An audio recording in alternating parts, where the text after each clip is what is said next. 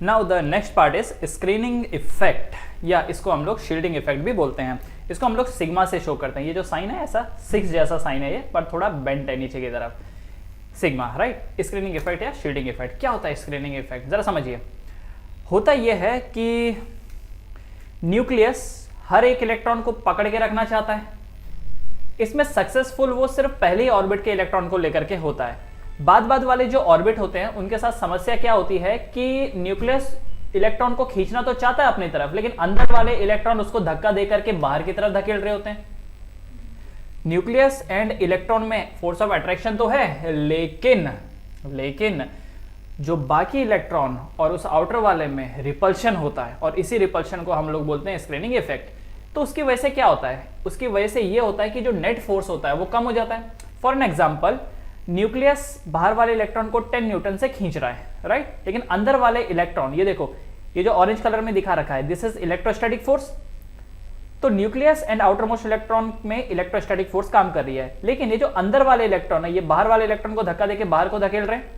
Let's say 2 Newton का force दे रहे हैं, तो अट्रैक्शन का फोर्स 10 न्यूटन है, रिपल्शन का 2 है, तो 10 - 2 कितना हो जाता है, 8। फॉर्मूला जब आप डालते हैं, फॉर्मूले से आपने जब कैलकुलेट किया तो आपको लगा कि 10 न्यूटन मिलेगा, पर असल में 10 न्यूटन की बजाय वो क्या मिलता है, 8 न्यूटन। तो 2 न्यूटन जो कैंसिल हुआ, वो क्यों कैंसिल हुआ, बिकॉज ऑफ स्क्रीनिंग इफेक्ट या शील्डिंग इफेक्ट। समझ में आया? तो क्या होता है स्क्रीनिंग इफेक्ट या शील्डिंग इफेक्ट, अंदर वाले इलेक्ट्रॉन बाहर वाले इलेक्ट्रॉन को धकेल करके और बाहर को कर देते हैं, बेसिकली रिपल्शन क्रिएट करते हैं वो, जिसकी वजह से न्यूक्लियस की जो पकड़ है आउटर मोस्ट स्ट्रॉन्ग को लेके, वो इलेक्ट्रॉन को लेके, वो उतनी स्ट्रॉन्ग नहीं रह जाती जितनी होनी चाहिए थी। तो जितना ज्यादा स्क्रीनिंग इफेक्ट होगा, शील्डिंग इफेक्ट होगा, उतनी कम न्यूक्लियस की पकड़ होगी, और जितनी कम न्यूक्लियस की पकड़ होगी तो हम ये मानेंगे कि न्यूक्लियर चार्ज कम हो गया है। होता नहीं है, लेकिन हम ये मानेंगे कि कम हो गया है, क्योंकि हमको फॉर्मूला तो यही यूज करना है, इसीलिए हम लोग यहां पर Z ना यूज करके एक नया टर्म यूज करते हैं Z star, that is effective nuclear charge. Effective nuclear charge का मतलब क्या हो गया, मतलब जो न्यूक्लियर चार्ज था उसमें से माइनस कर देंगे शील्डिंग इफेक्ट को या स्क्रीनिंग इफेक्ट को, तो जो बचेगा that will be the effective nuclear charge. ठीक है, जैसे फॉर एन एग्जांपल आपकी सैलरी 1 लाख है, सरकार 20,000 का टैक्स काट रही है, तो इफेक्टिव सैलरी कितनी है, 80,000 की।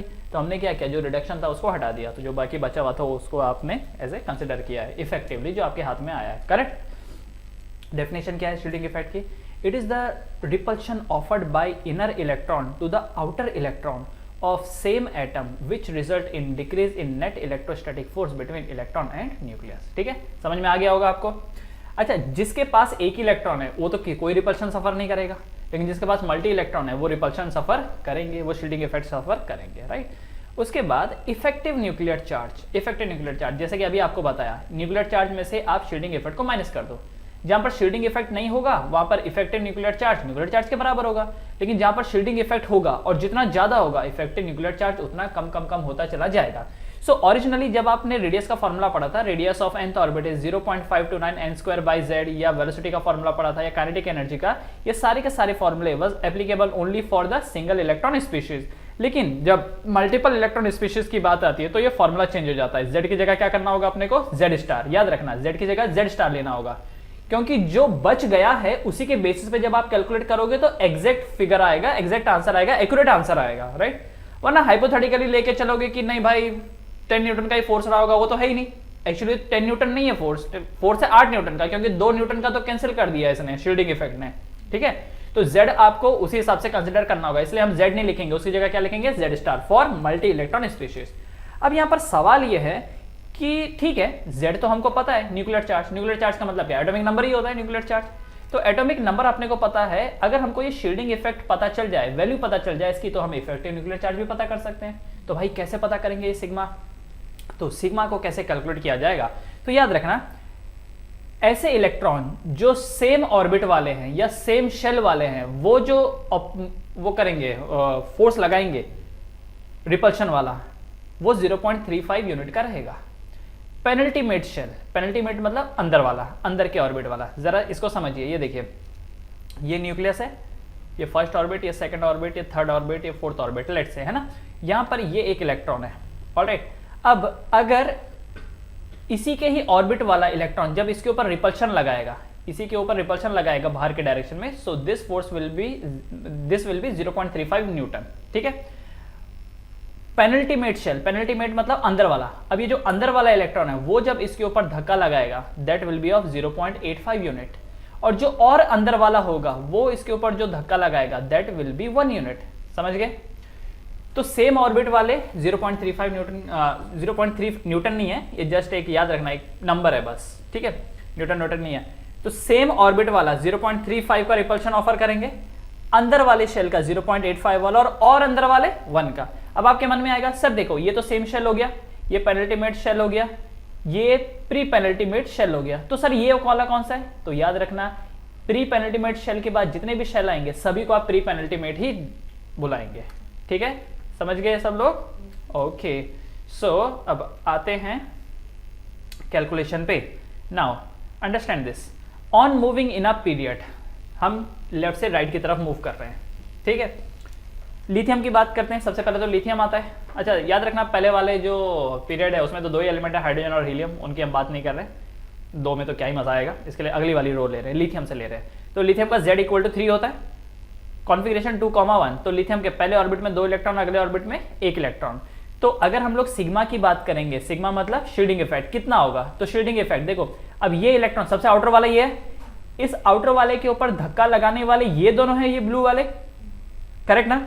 तो ये 2 ब्लू वाले इसके ऊपर धक्का लगा रहे हैं, इसलिए 2 इंटू कौन से शेल में? पेनल्टीमेट शेल वाले हैं ये, तो इसलिए वैल्यू क्या होगी 0.85, तो वैल्यू कितनी बनी 1.7। तो Z स्टार क्या होगा? तो Z स्टार होता है Z माइनस सिग्मा, तो Z की वैल्यू है 3, तो 3 माइनस सिग्मा कितना है 1.7, तो 3 माइनस 1.7 वैल्यू कितनी आई 1.3। कर क्लियर? अच्छा बेरिलियम का देखो Z = 4, कॉन्फिगरेशन क्या है 2,2। अब देखो इस वाले इलेक्ट्रॉन को देखो, इस ऑरेंज वाले को देखो, इसके ऊपर सबसे पहले धक्का लगाएगा इसके बाजू वाला ही, तो बाजू वाला मतलब सेम शेल वाला, सेम शेल वाला कितना है? एक ही तो इलेक्ट्रॉन है, तो इसलिए 1 इंटू सेम शेल वाले कितना ऑफर करते हैं रिपल्शन 0.35 का, प्लस अंदर वाले ऑर्बिट में 2 इलेक्ट्रॉन है, अंदर वाले ऑर्बिट में 2 इलेक्ट्रॉन है, और ये 2 इलेक्ट्रॉन कितना धक्का लगाते हैं 0.85 का, तो 2 इंटू 0.85 सॉल्व करने के बाद कितना है 2.05। तो Z स्टार क्या हो जाएगा? This 4 minus 2.05 that is 1.95। Clear है? समझ में आ रहा है ना? उसके बाद जैसे बोरॉन की बात करेंगे, कॉन्फिगरेशन क्या 2,3।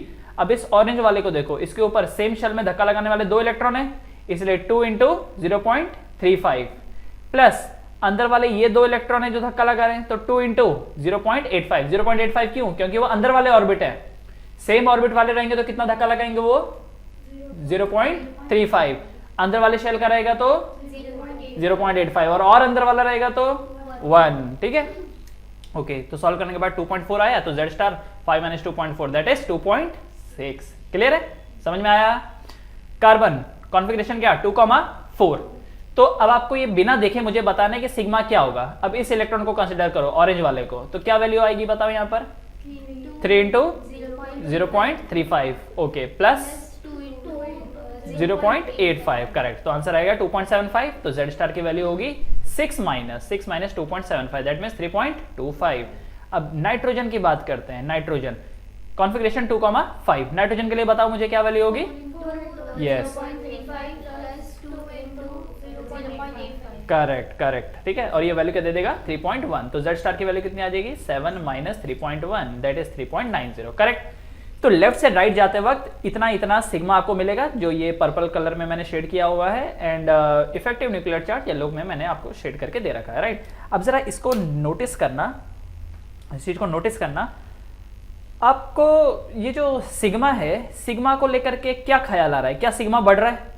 लेफ्ट से राइट जाते वक्त देखो, सिग्मा मतलब शील्डिंग इफेक्ट, पहले 1.7 था, फिर 2.05 हुआ, फिर 2.4, 2.75, 3.1। तो लेफ्ट से लेकर राइट जाते वक्त क्या सिग्मा बढ़ता है? बढ़ता है।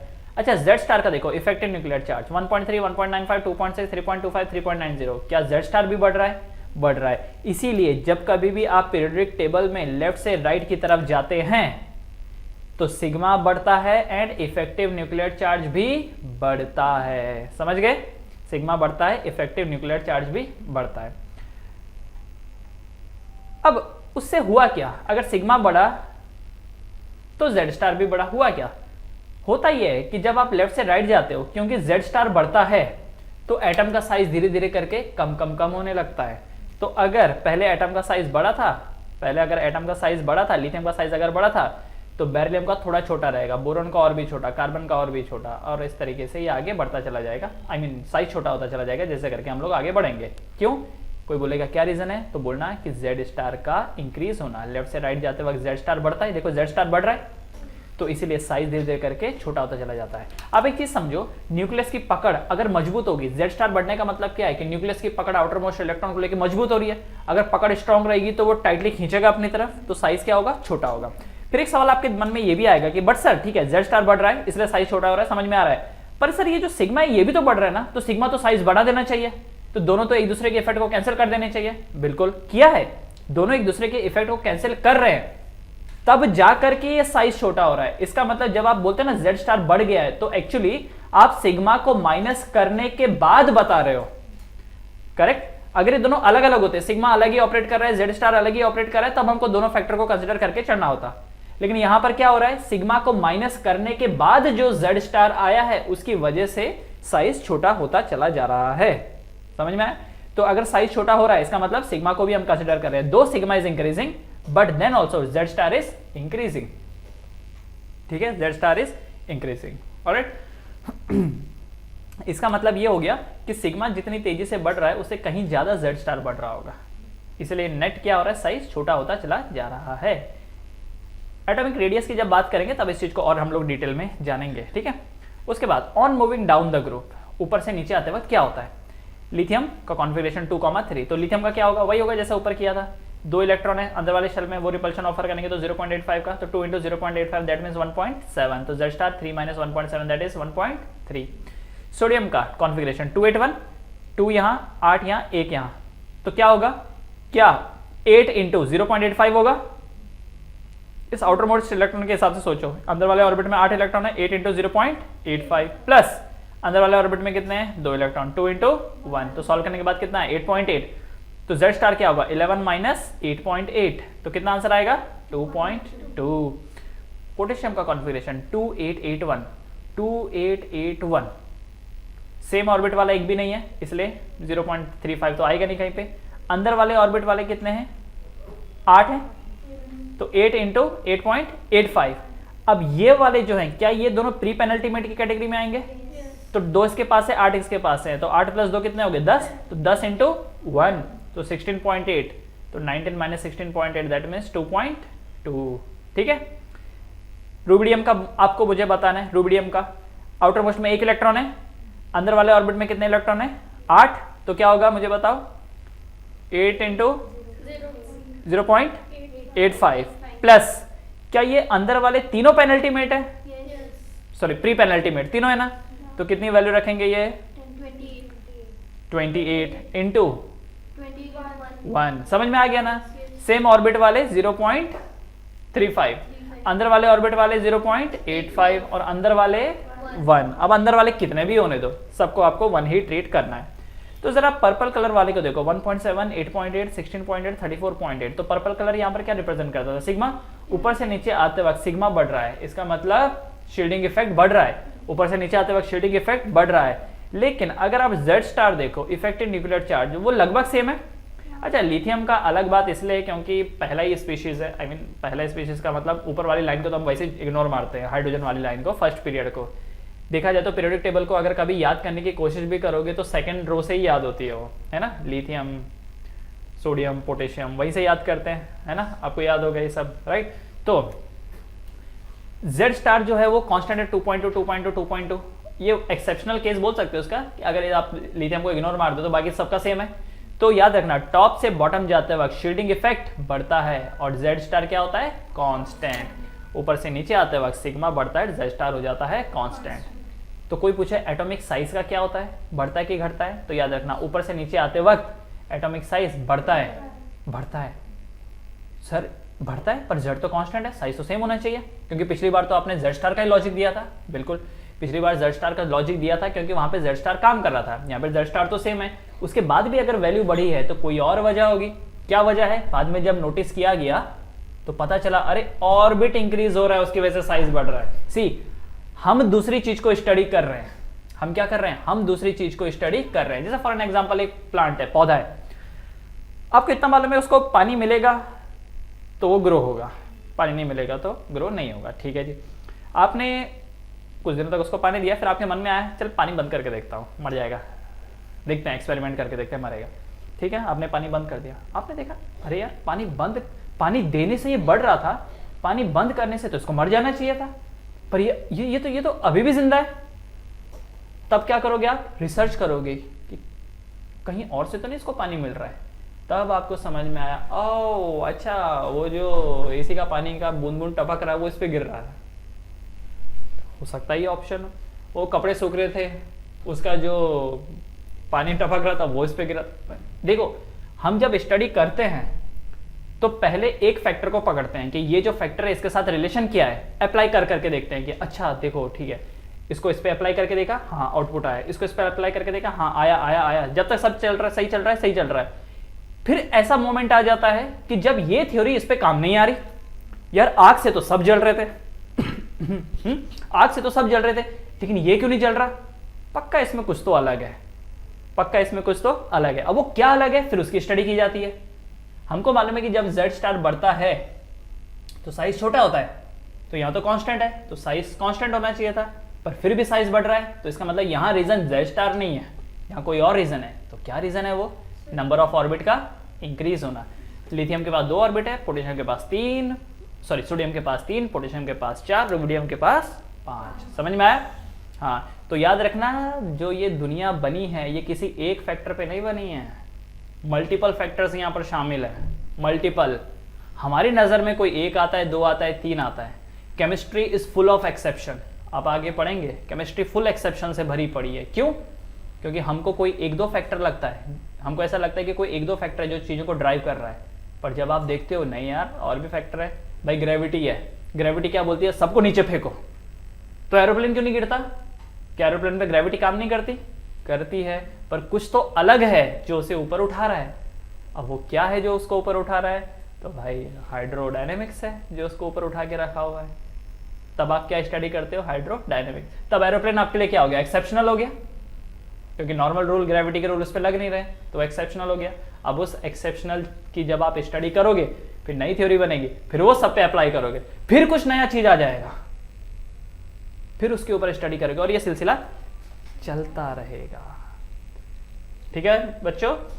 तो टॉप से बॉटम जाते वक्त सिग्मा बढ़ता है एंड Z स्टार कांस्टेंट रहता है। क्लियर? आपको ना पीरियोडिक टेबल में ना ट्रेंड याद होनी चाहिए। ट्रेंड मतलब क्या होता है? लेफ्ट से राइट जाते वक्त क्या होता है, ऊपर से नीचे आते वक्त क्या होता है, that is called edge trend. तो लेफ्ट से राइट जाते वक्त Z स्टार का क्या होता है, सिग्मा का क्या होता है, ऊपर से नीचे आते वक्त Z स्टार का क्या होता है, सिग्मा का क्या होता है। लेफ्ट से राइट जाते वक्त एटॉमिक साइज का क्या होता है, ऊपर से नीचे आते वक्त एटॉमिक साइज का क्या होता है। लेफ्ट से राइट जाते वक्त वैलेंसी का क्या होता है, ठीक है, ऊपर से नीचे आते वक्त वैलेंसी का क्या होता है। सिमिलरली ऑक्सीडेशन नंबर का, ऑक्सीडेशन का क्या होता है, इलेक्ट्रोनेगेटिविटी का क्या होता है, आयनाइजेशन एनर्जी का क्या होता है, इलेक्ट्रॉनिक एंथैल्पी का क्या होता है। ये कई सारे जो ट्रेंड है वो हमको याद रखने हैं। ठीक है, तो जिसमें से पहला ट्रेंड किसका था? Z स्टार एंड सिग्मा का, ये पहला ट्रेंड था। ओके, इसके बारे में थोड़ा सा और डिटेल स्टडी करते हैं। देखो एक्सेप्शन, एक एक्सेप्शन है आपके सामने। ऐसे एटम जिनके पास ओनली 1s मौजूद है, ओनली 1s मौजूद है, वहां पर रिपल्शन 0.35 ना होकर के 0.30 ही होता है। फिर से समझो, ऐसे एटम जिनके पास ओनली 1s है उनका रिपल्शन 0.35 नहीं होता, क्या होता है? 0.30। कौन है जिसके पास ओनली 1s है? एक हाइड्रोजन और एक हीलियम है। बाकी लिथियम की बात करोगे उन सब का तो आगे बढ़ गए वो लोग, राइट ना? तो इसका मतलब 2 ही स्पीशीज है, या तो हाइड्रोजन या तो हीलियम। हाइड्रोजन की बात करोगे जिसका Z = 1 होता है, यहाँ पर तो एक ही इलेक्ट्रॉन है तो रिपल्शन करने वाला कोई है ही नहीं, तो इसका सिग्मा क्या हो गया? 0। तो इसका Z स्टार क्या हो गया? 1 - 0 = 1। तो हाइड्रोजन इकलौता स्पीशीज है जिसका Z = Z स्टार। क्यों? क्योंकि सिग्मा 0 है। अब एक इलेक्ट्रॉन में कौन रिपल्शन देगा भाई? एक अकेला आदमी खुद को धक्का दे सकता है क्या? कोई होना चाहिए धक्का लगाने वाला।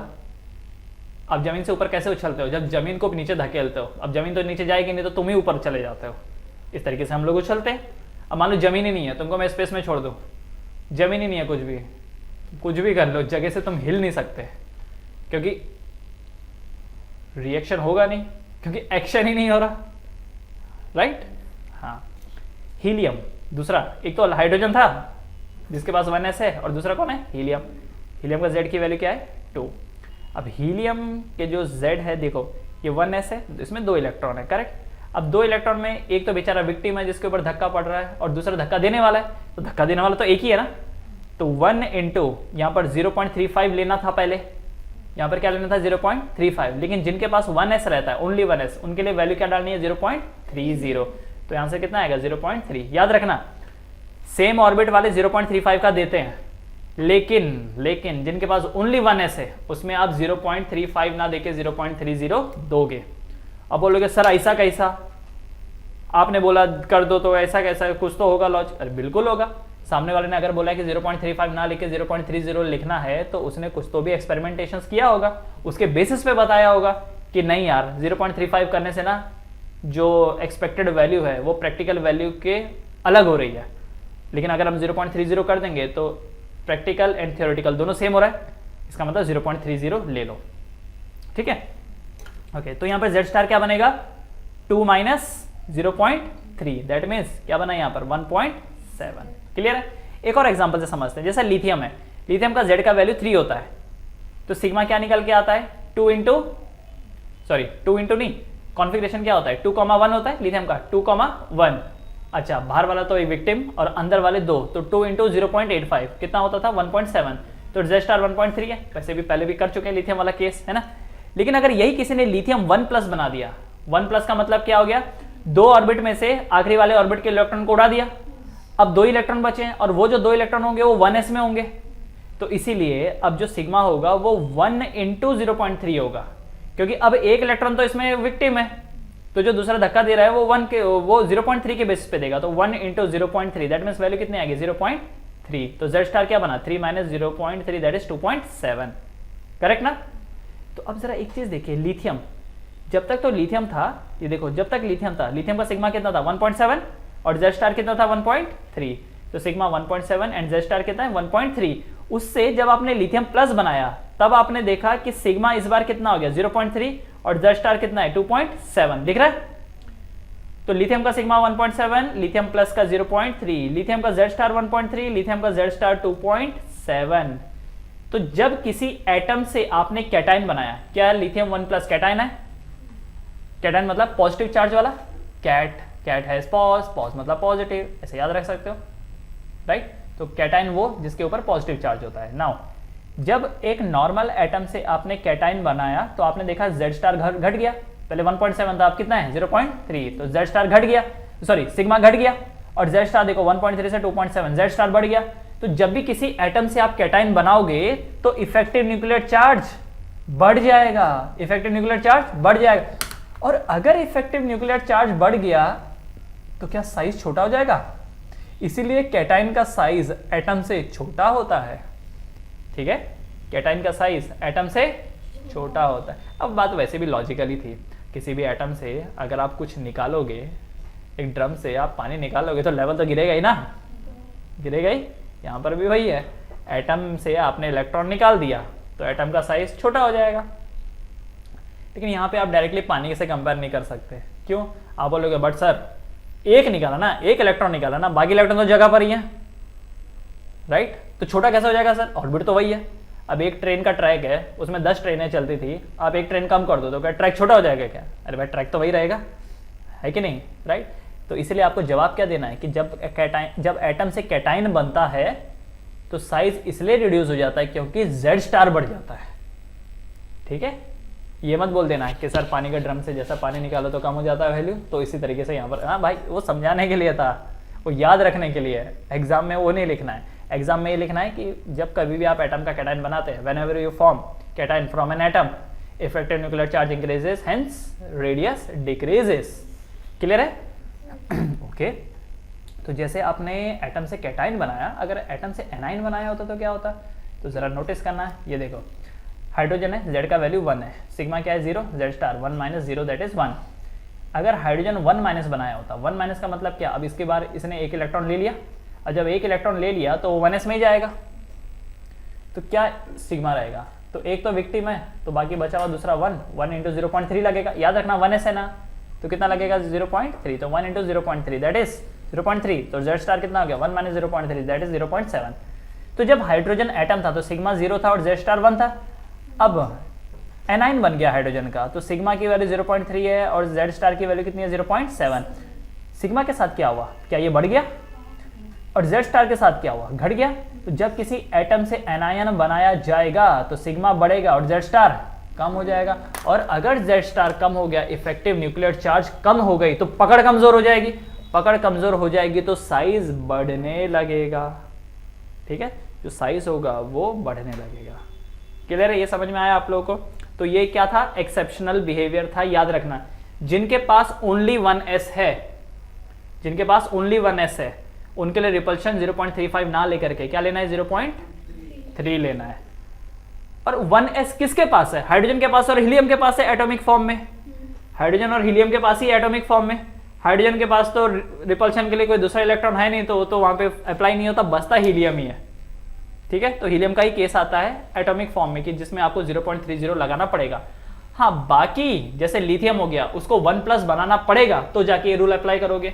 बेरिलियम को 2+ बनाना पड़ेगा तो जाके ये रूल लगेगा। कार्बन को 3+ बनाना पड़ेगा तब जाके ये रूल लगेगा। करेक्ट ना। तो एग्जामिनर कल के दिन जानबूझ करके आपको बेरिलियम दे सकता है, कार्बन दे सकता है, उसको 2+ बना के, उसको 3+ बना के, ताकि उसको ये पता चल जाए कि क्या आपको ये रूल पता है कि नहीं, कि 1s वाले का सिर्फ 0.30 लेना होता है। Clear everyone. ओके, उसके बाद थोड़ा और आगे बढ़ेंगे। Order of Z star, order of Z star. Z star मतलब effective nuclear charge. Effective nuclear charge का ऑर्डर क्या है? सबसे ज्यादा इफेक्टिव न्यूक्लियर चार्ज आपको s सब ऑर्बिट में मिलेगा, फिर p में, फिर d में, फिर f में। इसका मतलब जो इलेक्ट्रॉन s में है उसको न्यूक्लियस बहुत तेजी से पकड़ के रखेगा। क्यों भाई ऐसा? क्योंकि s अंदर है, s अंदर। ऑर्डर क्या है? SPDF, पहले s आता है, न्यूक्लियस के क्लोज है, तो न्यूक्लियस उसको जब पकड़ेगा तो टाइटली पकड़ेगा। अगर टाइटली पकड़ेगा तो हम क्या बोलेंगे, टाइटली इसलिए पकड़ा है क्योंकि इफेक्टिव न्यूक्लियर चार्ज ज्यादा है। ऐसे हम तो उसी तरीके से लिंक करेंगे उसको, क्योंकि s क्लोज है इसीलिए पकड़ मजबूत है, तो हम बोल सकते हैं कि यहां पर आपको जेड स्टार की वैल्यू ज्यादा देखने मिलेगी। ठीक है, हुआ ये होगा कि फोर्स इक्वल टू 1/4πε ZE²/r² होता है। करेक्ट, फॉर्मूला तो यही होता है। F इक्वल टू, फोर्स का फॉर्मूला देखो पढ़ा था ना ये, F इक्वल टू, यहाँ पे ये देखो, F इक्वल टू 1/4πε ZE²/r², है ना। होता तो ये कि इनपुट यहाँ पे रखा जाता है, आउटपुट ये मिलता है। लेकिन मुझे मालूम है केमिस्ट्री की जब स्टडी की गई होगी तो ये फोर्स पहले पता चला होगा, बाद में Z निकाला होगा, और Z एक्सपेक्टेड नहीं निकला होगा, तो इसी को उन्होंने जेड स्टार बना दिया। केमिस्ट्री में उल्टा होता है। आप पढ़ते हो एटम की डिस्कवरी, एटम के अंदर इलेक्ट्रॉन होते हैं, ये होते हैं, जबकि बिजली से चलने वाले डिवाइसेस तो बहुत पहले से ही काम कर रहे हैं।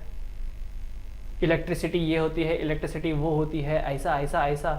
अरे भाई, इलेक्ट्रिसिटी का पता ही आपको उन डिवाइसेस से चला जो खुद इलेक्ट्रिसिटी पे चलते हैं। इसका मतलब चीजें पहले से ही रहती हैं, चीजें सब पहले से ही पता है, स्टडी बाद में होती है उनके ऊपर। समझ में आया?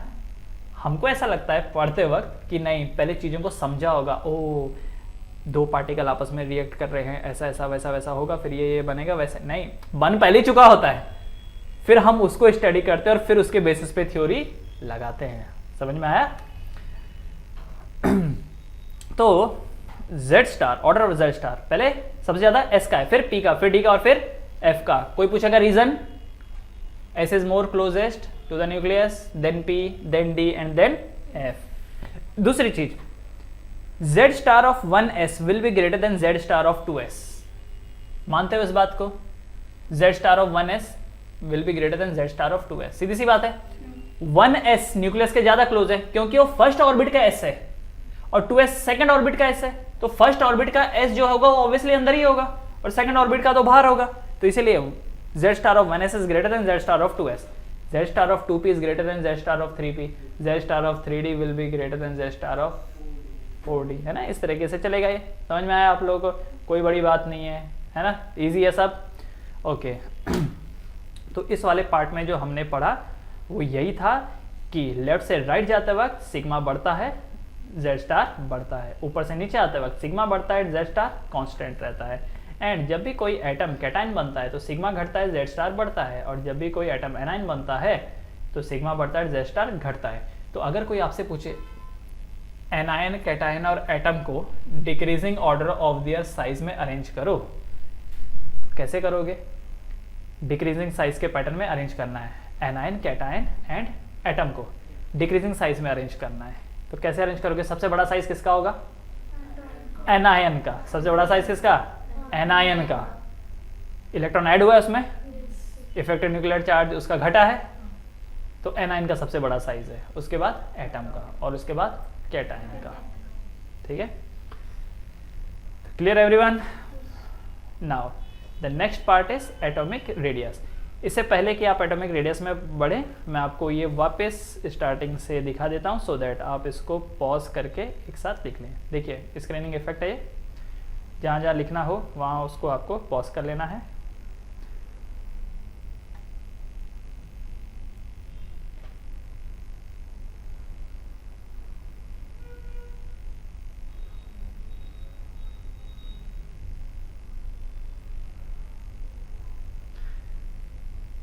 नाउ एटॉमिक रेडियस पे आते हैं। अब एटॉमिक रेडियस का क्या हाल चाल है वो तो आपको समझ में आ ही गया होगा। सारा खेल किसका? इफेक्टिव न्यूक्लियर चार्ज का। तो एटम का साइज अगर घट रहा है left to right, the reason is increase in the effective nuclear charge, और ऊपर से नीचे आते हुए बढ़ता है, the reason is increase in number of orbit, increase in number of orbits. ठीक है, तो एटॉमिक रेडियस क्या होता है? तो भाई पता तो सबको है, लेकिन फिर भी it is the distance between nucleus and the outer most electron in an isolated form. Nucleus और आउटर मोस्ट इलेक्ट्रॉन के बीच का जो डिस्टेंस है इन द आइसोलेटेड फॉर्म, उसी को हम लोग एटॉमिक रेडियस बोलते हैं। अब आइसोलेटेड हो सकता है मिले, हो सकता है नहीं मिले। नोबल गैसेस है तो आइसोलेटेड मिल जाता है, अदरवाइज आइसोलेटेड तो कहाँ, सब बॉन्ड बना ही रखते हैं। जैसे Cl2 मिलेगा, O2 मिलेगा, H2 मिलेगा, HCl मिलेगा, है ना। ऑलराइट, सो अच्छे से जानना है तो उसको आइसोलेट कर दो, अलग कर दो, एटम को निकाल के अलग कर दो, उसके बाद नापो। अब यार एटम तो इतना छोटा है कि तुम कहाँ से अलग करोगे उसको, है कि नहीं? वो कोई आसान बात, अब वो कोई एप्पल तो है नहीं कि एक हाथ से इसको पकड़ा, एक हाथ से उसको पकड़ा, ले अलग कर दिया। वो तो इतना छोटा पार्टिकल है कि सवाल ही नहीं है ना। तो जो भी आपको मिलेगा वो ऐसे बॉन्ड बनाए हुए मिलेंगे। इस वजह से हम लोग तीन टाइप के रेडियस को डिस्क्राइब करते हैं। टाइप ऑफ रेडियस, तीन टाइप के रेडियस को हम लोग डिस्क्राइब करते हैं। सबसे पहला covalent radius. Covalent radius obviously क्यों बना होगा? क्योंकि जो पार्टिकल आप ले रहे हो उनके बीच में कोवेलेंट बॉन्डिंग रही होगी। देखो बॉन्डिंग तो मिलेगी, एटॉमिक फॉर्म में तो चीज़ें एग्जिस्ट करती नहीं है। जो भी चीज़ें एग्जिस्ट करती है that are in the form of molecules. तो यहाँ पर जो इनके बीच में बॉन्डिंग है दैट इज कोवेलेंट बॉन्डिंग। इसलिए जो यहाँ पर रेडियस मिलेगा वो आपको कोवेलेंट रेडियस बोलना पड़ेगा। कोवेलेंट बॉन्डिंग सिंगल बॉन्ड भी हो सकती है, डबल भी, ट्रिपल भी हो सकती है, पता है ना ये बात आपको? Single, double and triple, correct. Okay, तो इसका सेंटर लिया, इसका सेंटर लिया, ज्वाइन किया। आप एक चीज नोटिस कर रहे होंगे, ये दोनों ओवरलैप कर रहे हैं। दोनों के इलेक्ट्रॉन क्लाउड आपस में क्या कर रहे हैं? ओवरलैप कर रहे हैं, करेक्ट ना? ओवरलैप यहाँ पर कर रहे हैं, राइट। और इसीलिए मैं ये बोल सकता हूँ कि एक्चुअली रेडियस तो ज़्यादा आना था, पर क्योंकि ओवरलैपिंग की वजह से वैल्यू कम मिलेगी आपको, उतनी मिलेगी नहीं, है कि नहीं? सही बात है, ओवरलैपिंग हो रहा है ना। अगर ये अलग अलग होते, ये इधर होता और ये इधर होता, अरे मतलब ठीक है चिपका हुआ, तो आपको अलग और एक्यूरेट वैल्यू मिलती है यहाँ से यहाँ तक, है ना। पर क्योंकि ओवरलैप हो रखे हैं तो वैल्यूज गड़बड़ाएंगी और कम मिलेगी, है ना। एक इंपॉर्टेंट चीज है, ये जो NS वाले इलेक्ट्रॉन होते हैं ना 1 से 2, मतलब मैं बात कर रहा हूँ एस ब्लॉक एलिमेंट्स की। एस ब्लॉक एलिमेंट का ही कॉन्फ़िगरेशन ये होता है, NS 1 to 2, ये मेटेलिक बॉन्ड बनाते हैं। और ये जो डी ब्लॉक वाले एलिमेंट होते हैं जिनका कॉन्फ़िगरेशन NS 1 2 और N-1D 1 से लेकर 10, ये मेटेलिक के साथ कोवेलेंट बनाते हैं। इसलिए मैंने उस वक्त भी आपको बोला था कि ये जो डी ब्लॉक एलिमेंट होते हैं बहुत हार्ड होते हैं, स्ट्रांग होते हैं। क्यों? क्योंकि ये दोनों टाइप के बॉन्ड बनाते हैं, मेटेलिक भी और कोवेलेंट भी। जबकि एस ब्लॉक एलिमेंट कैसे होते हैं? इसका एस ब्लॉक के मेटल देख लो, सोडियम देख लो आप, चीज़ जैसा होता है वो और है मेटल। आप उसको चाकू से कट कर सकते हो, और चाकू से जरा लोहे को कट करके दिखाओ, लोहा खुद चाकू का होता है, कट नहीं हो सकता वो। इसलिए तो आरी से रगड़ रगड़ के उसका एक एक पार्ट बाय पार्ट उसको घिस करके निकालना पड़ता है। जब आप काटते हो लोहे को तो असल में कर क्या रहे होते हो? आप उसको लगातार खरोच ही तो रहे होते हो, खरोच खरोच के, है कि नहीं? माइक्रोस्कोपिक लेवल पे देखोगे तो खरोच ही लगाता है वो जो आरी होता है ना। दूसरा मेटेलिक रेडियस। मेटेलिक रेडियस किस में मिलेगा? ऑब्वियसली मेटल पार्टिकल्स में मिलेगा आपको। मेटल पार्टिकल्स या आप ये बोल सकते हो कि जो भी क्रिस्टल बनाते हैं उनके बीच में आपको मिलेगा। तो ये एक एटम या पार्टिकल, ये एक पार्टिकल है दूसरा पार्टिकल, दोनों का सेंटर ज्वाइन करो, दिस इज मेटेलिक रेडियस। और एक तीसरा रेडियस है वैन डर वाल रेडियस। वैन डर वाल रेडियस कुछ नहीं है, बस बनाना था कुछ तो भी, तो ये बना दिया। क्या है ये ऐसे पार्टिकल्स के बीच में होता है जिनके आपस में कोई बॉन्डिंग ही नहीं होती है। जैसे हीलियम गैसेस है, अब दो हीलियम के पार्टिकल तो आपस में जुड़ेंगे नहीं, ये हीलियम अलग उड़ रहा है, वो हीलियम अलग उड़ रहा है, नोबल गैसेस है, बॉन्ड तो बनाएंगे नहीं। अब एक उधर उड़ रहा है और एक इधर उड़ रहा है, और भाई कैसे पता करेंगे रेडियस, हाउ टू? तो ठीक है, इन्होंने क्या किया, देखो एक पार्टिकल इधर है, दूसरा पार्टिकल इधर, और बीच में लंबा गैप खाली है, तो यहाँ से यहाँ पर ज्वाइन किया और बोल दिया कि देखो ये वैन डर वाल रेडियस है। देखा जाए तो ये वैन डर वाल रेडियस कुछ वो नहीं है, आई मीन कुछ लॉजिकल, या फिलहाल एटलीस्ट दिस लेवल पे तो कुछ ऐसा लॉजिकल लगता नहीं है ना, क्योंकि एक पार्टिकल इधर और एक पार्टिकल उधर और इन दोनों का सेंटर आप ज्वाइन कर रहे हो, लेकिन सामने वाला बोलता है कि अरे पर ये गैसेस फॉर्म में है, ये आपस में पास में आते ही नहीं है, तो हम क्या करें? हमने क्या बोला है कि रेडियस कैसे निकालेंगे, दो पार्टिकल्स का सेंटर ज्वाइन करेंगे। अब ये पास आते ही नहीं, दूर दूर है, दोनों का सेंटर ही इतना दूर दूर है, तो अब लाइन तो वही बनेगी ना भाई। जो रूल यहाँ अप्लाई हो रहा है कोवेलेंट में, वही मेटालिक में, तो यहाँ पर भी वही अप्लाई करो। और जब अप्लाई करते हो तो इतना बड़ा रेडियस निकल के आता है जो कि होगा भी नहीं उतना, राइट ना। इसीलिए जब ऑर्डर देखा गया तो पता चलता है कोवेलेंट का रेडियस सबसे कम मिलता है, क्योंकि ओवरलैप हो रहा है मेटालिक का नॉर्मल लेवल में, ठीक है, और वैन डर वाल वाले का तो बहुत ज्यादा रेडियस निकल के आ रहा है, राइट। तो फिर सवाल ये उठता है कि सर अगर हम लोग रेडियस की बात करेंगे तो कौन सा वाला लेने का, कौन सा वाला लेने का? तो देखो कौन सा वाला लेने का, अब वो यहाँ पे दिखाया हुआ है, देखो। अच्छा, बाय द वे रेडियस का फॉर्मूला क्या होता है? 0.529 n² एंगस्ट्रॉम। लेकिन ये किसके लिए? For single electron species. Multi electron species के लिए क्या करने के, नीचे Z* कर देने का, और Z* के यहाँ पर इफेक्टिव न्यूक्लियर चार्ज। अब जरा यहाँ पर देखिए, जैसे lithium, beryllium, boron, carbon, nitrogen, क्या सबके पास दो दो ऑर्बिट है? तो लेफ्ट से राइट जाते वक्त number of orbit are constant. तो नंबर ऑफ ऑर्बिट क्योंकि कांस्टेंट है तो साइज भी कांस्टेंट होना चाहिए था, राइट। अरे पहले वाले के पास भी दो ही ऑर्बिट है, दूसरे वाले के पास भी दो, सबके पास दो दो ऑर्बिट है, इसका मतलब साइज कांस्टेंट होना चाहिए था, फिर भी साइज घटा। क्या रीजन था? Effective nuclear charge. तो लेफ्ट से राइट जाते वक्त रेडियस घटता है क्योंकि इफेक्टिव न्यूक्लियर चार्ज बढ़ता है, इफेक्टिव न्यूक्लियर चार्ज बढ़ता है। यहां पर अगर आपने ये जवाब दे दिया कि लेफ्ट से राइट जाते वक्त नंबर ऑफ ऑर्बिट सेम रहते हैं, तो ये तो कोई वैलिड जवाब नहीं है। सेम रहते तो साइज सेम रहना चाहिए, पर हम जान रहे हैं कि साइज घट रहा है, तो उसकी वजह है इफेक्टिव न्यूक्लियर चार्ज का बढ़ जाना। इसका मतलब लिथियम का सबसे बड़ा साइज रहेगा, बेरिलियम का थोड़ा कम, बोरॉन का और कम, carbon, nitrogen, oxygen, fluorine, correct. और सबसे कम किसका रहेगा? नियॉन का। Similarly sodium, magnesium, aluminium, silicon, phosphorus, sulphur, chlorine, और सबसे कम किसका रहेगा? आर्गन का, क्योंकि सबसे लास्ट में। लेकिन लोग क्या दलील देते हैं कि नियॉन और आर्गन एक नोबल गैस है, क्योंकि गैस है तो इसके मैटर में आप नॉर्मल रेडियस लो मत, क्या लो? वैन डर वाल रेडियस लो। इसलिए कई बुक्स में आपको ये मिलेगा कि नियॉन और आर्गन का साइज इज ग्रेटर देन ये वाली सीरीज। लेकिन अगर सभी में हम लोग कोवेलेंट रूल लगाएंगे, अगर सभी में हम कोवेलेंट रूल लगाएंगे तो पता चलेगा सबसे छोटा साइज नियॉन और आर्गन का आना चाहिए अपनी अपनी सीरीज में, राइट ना। लेकिन फिर सामने वाला क्या बोलता है? अरे कोवेलेंट बॉन्ड ये तो बनाते नहीं, कोवेलेंट नोबल गैसेस हैं, तो बॉन्ड ही नहीं बनाते, तो इसके लिए इनको वैन डर वाल में रहने दो। तो आपको ऐसा नहीं लग रहा पार्शियलिटी जैसा हो रहा है? सबके लिए एक रूल और इस आखिरी वाले के लिए अलग रूल, करेक्ट ना। इस वजह से अगर कहीं पर भी आपको ये दिखाई दे कि आखिरी वाले इन दोनों का साइज बड़ा बता रखा है, तो याद रखना बड़ा इसलिए क्योंकि इसके लिए लॉजिक ही अलग अप्लाई कर रखा है, इसके लिए लॉजिक ही वैन डर वाल रेडियस का कर रखा है, इसलिए। ठीक है बच्चों लोग, समझ में आया?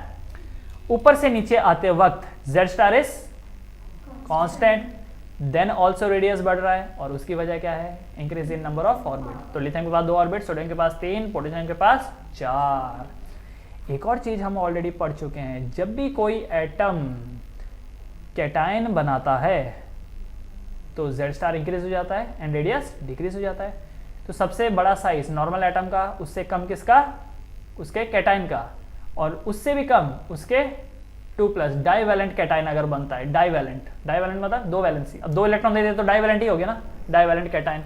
तो सबसे कम डाइवैलेंट का रहेगा। अच्छा एनाइन बनेगा, Z* कम होगा तो रेडियस ऑफ n ऑर्बिट बढ़ेगा, ठीक है। तो डाइवैलेंट एनाइन का साइज सबसे बड़ा, मोनोवैलेंट का थोड़ा कम और जो न्यूट्रल है उसका सबसे कम। ठीक है, तो समझ में आया ना। सबसे बड़ा साइज एनाइन का, फिर एटम का और फिर कैटाइन का।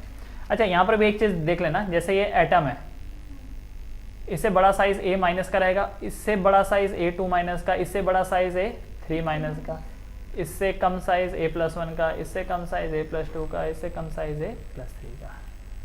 Correct everyone? ठीक है। अच्छा, radius is directly proportional to number of electron by number of proton. Radius is directly proportional to the number of electron divided by number of proton. अच्छा, ये फॉर्मूला हमको क्यों पढ़ना पड़ रहा है? कई बार ऐसा हो जाता है कि सामने वाला ना कंपैरिजन के लिए कुछ अलग दे दिया, कुछ अलग दे दिया। जैसे फॉर एन एग्जांपल एक क्वेश्चन दिख रहा है, arrange in decreasing order of atomic radius Cl Fe2+ Cl-। अब यार क्लोरीन का कंपैरिजन होता तो बराबर मालूम था कि Cl- का रेडियस बड़ा है, क्लोरीन का छोटा है। अब यहाँ पे इन्होंने Fe2+ भी डाल दिया, तो कैसे पता करेंगे? तो याद रखना है radius is directly proportional to, याद रखना है डायरेक्टली प्रोपोर्शनल है, ये इक्वल टू नहीं है, प्रोपोर्शनल है ये। Radius is directly proportional to E/Z। E का मतलब नंबर ऑफ इलेक्ट्रॉन और Z का मतलब क्या है? Proton. Z is proton.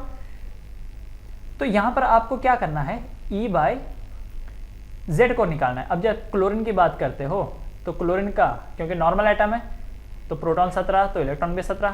Chlorine minus की बात करेंगे तो इलेक्ट्रॉन 18, प्रोटॉन 17। Fe2+ की बात करेंगे तो एटॉमिक नंबर 26 है, तो डिवाइड में 26 आ जाएगा, और ऊपर क्योंकि 2+ है इसका मतलब 2 इलेक्ट्रॉन दे दिया, तो इसलिए 24 बचा। अब इन 3 नंबर में से देखो आपको क्या लगता है कि सबसे बड़ा नंबर कौन है? 17/17 is 1, 18/17 is greater then 1 and 24/26 is less than 1। तो एक 1 है, एक ग्रेटर देन 1 है और एक लेस देन 1 है। तो सबसे बड़ा कौन होगा? जो ग्रेटर देन 1 होगा, इसलिए Cl- का सबसे बड़ा साइज है। फिर दूसरा 1 Cl वाला आएगा, और फिर जो 1 से छोटा होगा तो 24/26 इज लेस देन 1। जब न्यूमरेटर डिनोमिनेटर से छोटा होता है तो वैल्यू लेस देन 1 ही आती है। करेक्ट। तो इसका मतलब क्लोरीन माइनस का सबसे बड़ा साइज है, फिर क्लोरीन का और फिर Fe2+ का। ठीक है बच्चे लोग, समझ में आया? Okay, so that was about the atomic radius. और उससे पहले क्या पढ़ा था? Screening effect and shielding effect. Next trend we are talking about is of ionization energy, जिसको प्यार से बाइंडिंग एनर्जी भी बोलते हैं। आयनाइजेशन एनर्जी का मतलब क्या है? देखो, किसी भी एटम में से उसके आउटर मोस्ट इलेक्ट्रॉन को निकालने के लिए जो एनर्जी देनी पड़ती है उसे बोला जाता है आयनाइजेशन एनर्जी। फिर से सुनिए, किसी भी एटम में से उसके आउटर मोस्ट इलेक्ट्रॉन को निकालने के लिए जो एनर्जी देनी पड़ती है that is called ionization energy. तो इसमें दो चीज है, एक तो जो निकाल रहे हो वो आउटर मोस्ट है, अरे भाई जब हमला होगा तो बाहर से ही होगा, तो सबसे पहले जो कुर्बान होगा वो तो लास्ट वाला ही होगा। तो सबसे आउटर मोस्ट इलेक्ट्रॉन को निकालने के लिए एनर्जी देनी पड़ेगी। अच्छा, ये बात आप जानते हो ना कि एक अंदर जाता है तो दूसरा बाहर, एनर्जी अंदर जाएगी तो इलेक्ट्रॉन बाहर आएगा। तो अगर आप चाहते हो इलेक्ट्रॉन बाहर आए तो एनर्जी देनी पड़ेगी। याद रखना, इस दुनिया का एक ही उसूल है, एक हाथ से दे दूसरे हाथ से ले, फ्री में कुछ नहीं मिलता। इलेक्ट्रॉन चाहिए तो एनर्जी दे, और अगर कोई तुमको इलेक्ट्रॉन सेल कर रहा है, बात तो वैसे वही हो गई, तुम इलेक्ट्रॉन सेल कर रहे हो तो वो एनर्जी तुमको देगा। ठीक है, ये याद रखना, ये इस दुनिया का सिद्धांत है, ये सिद्धांत है, फ्री में कुछ नहीं मिलता। इसलिए बोलते हैं energy can not be created, matter can not be created, but it can be transferred from one form to another, एक फॉर्म से दूसरे फॉर्म में। राइट? हाँ, तो यहां पर भी वही है, इलेक्ट्रॉन चाहिए ना तो एनर्जी देनी पड़ेगी, और वो भी मिलेगा तो कौन सा वाला इलेक्ट्रॉन? सबसे बाहर वाला। आपके मन में आएगा सर वो अंदर वाला ले लें क्या? अरे तुम अंदर तक तो तब जाओगे ना जब बाहर से वो करोगे, सबसे पहले बाहर की दीवारों को भेदोगे तब तो जाके अंदर अंदर अंदर किले की तरफ मूव करोगे। सो देखो डेफिनेशन इसकी क्या है, energy required to remove an electron from its outer orbit to infinity. अच्छा, टू इन्फिनिटी का मतलब क्या हो गया कि देखो इलेक्ट्रॉन निकाल करके अगले ही ऑर्बिट में नहीं डाल देना। राइट? आपने पढ़ा है ना किसी भी एटम के पास कितने ऑर्बिट होते हैं? इनफाइनाइट। तो तुमने क्या किया, लिथियम का जो इलेक्ट्रॉन था आउटर मोस्ट, जो कि सेकंड ऑर्बिट में था, लिथियम का आउटर मोस्ट इलेक्ट्रॉन कौन से ऑर्बिट में होता है? सेकंड में। तो तुमने क्या बोला, देखो हम आउटर मोस्ट ऑर्बिट से इलेक्ट्रॉन निकाल रहे हैं और निकाल करके उसके चौथे में डाल के आ गए। अरे भाई, तो वो कोई आयनाइजेशन थोड़ी हुआ, तुमने उसका इलेक्ट्रॉन सेकंड ऑर्बिट से निकाल के फोर्थ में डाल दिया और बोल रहे हो कि हमने आयनाइजेशन किया, वो आयनाइजेशन नहीं कहलाएगा। आयनाइजेशन तब जब इलेक्ट्रॉन निकाला और इतनी दूर जा करके रख दिया इलेक्ट्रॉन को कि अब उस न्यूक्लियस की पकड़ में वो है ही नहीं, तब बोल सकते हो कि आयनाइजेशन है।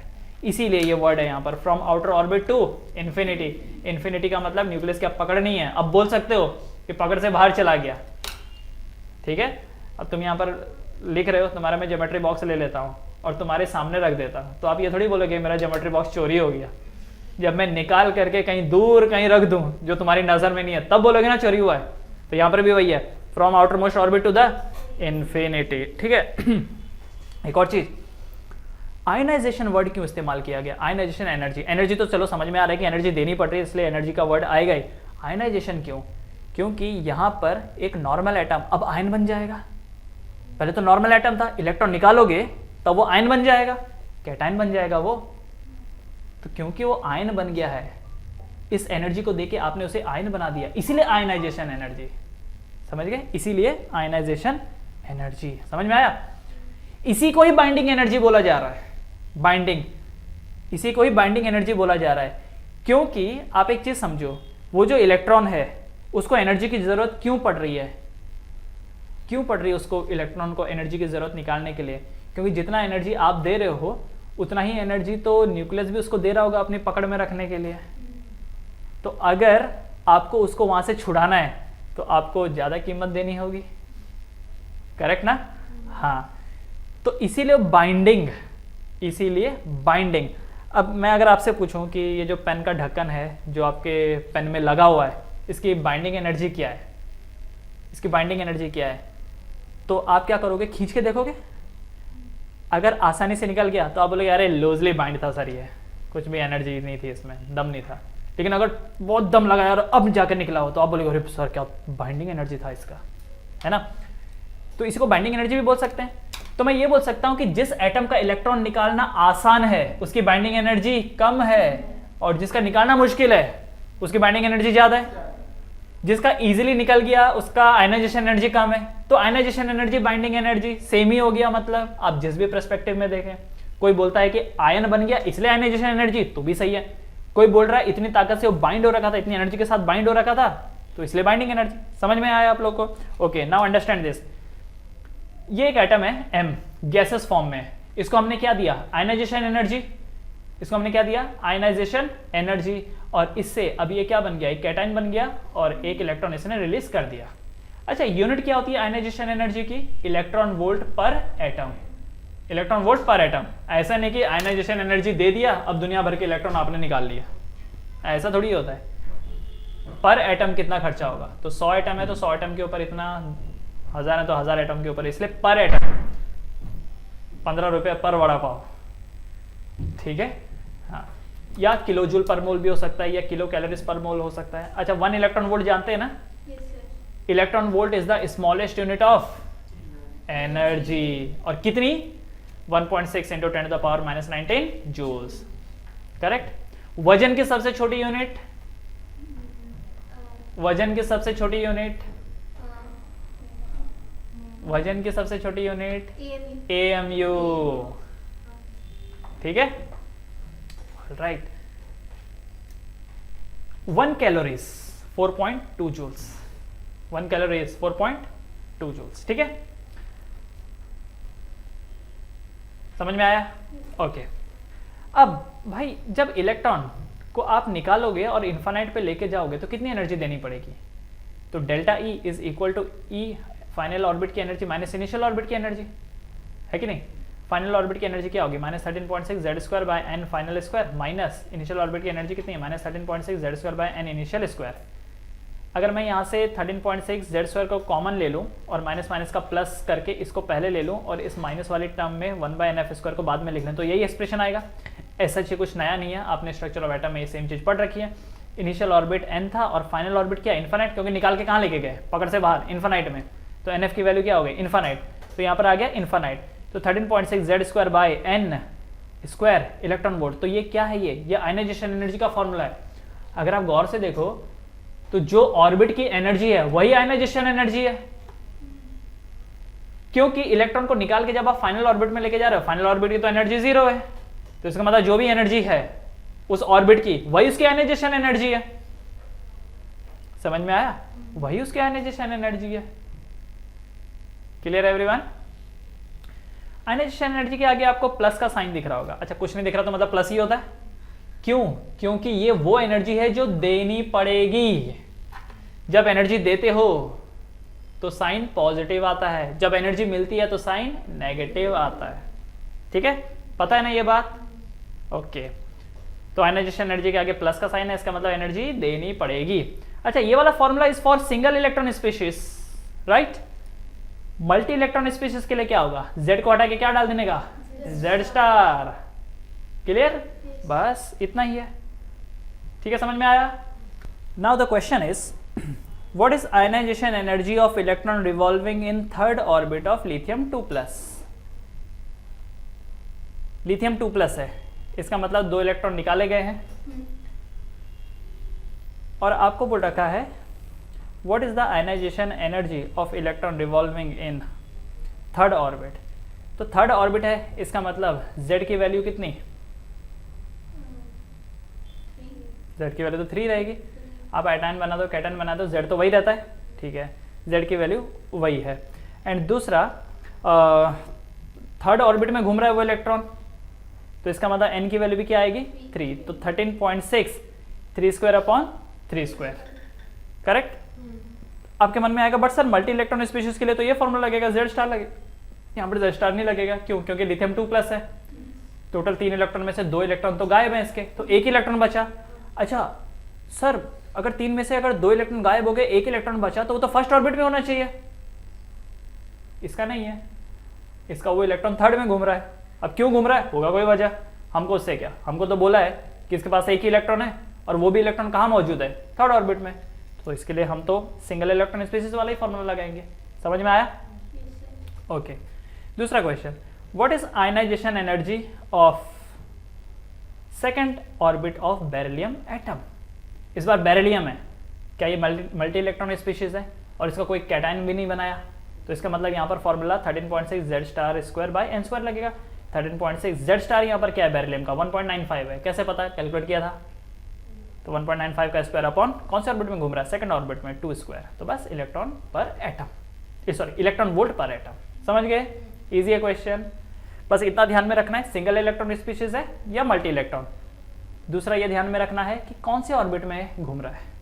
बाकी Z तो वही रहता है, इलेक्ट्रॉन कितने भी इधर उधर कर दो, Z तो वही रहना है।